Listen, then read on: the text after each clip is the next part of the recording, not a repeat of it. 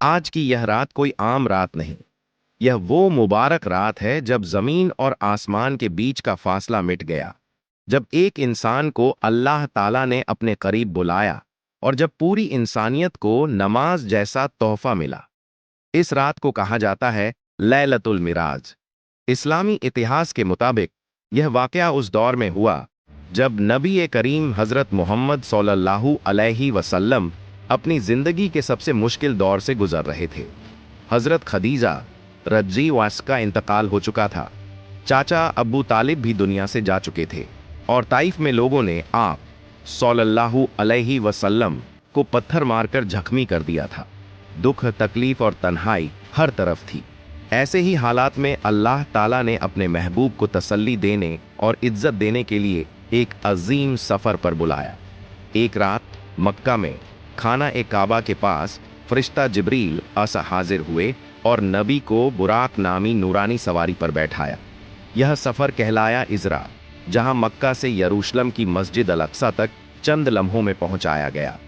मस्जिद अल अक्सा में तमाम अंबिया किराम मौजूद थे।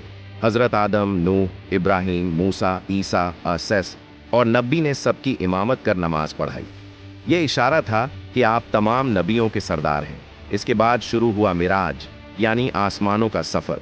पहले आसमान पर हजरत आदम आसस, दूसरे पर हजरत ईसा और याहया आसस, तीसरे पर हजरत यूसुफ आसस, चौथे पर हजरत इदरीस आस, पांचवें पर हजरत हारून आसस, छठे पर हजरत मूसा आसस और सातवें आसमान पर हजरत इब्राहिम आस से मुलाकात हुई।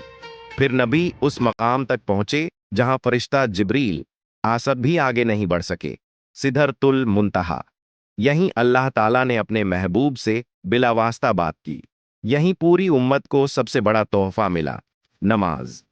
पहले 50 नमाज फर्ज हुई, लेकिन हजरत मूसा की सलाह पर नबी बार बार अल्लाह से रहमत की दरख्वास्त करते रहे और आखिरकार यह 5 वक़्त कर दी गई, मगर सवाब 50 का ही रखा गया।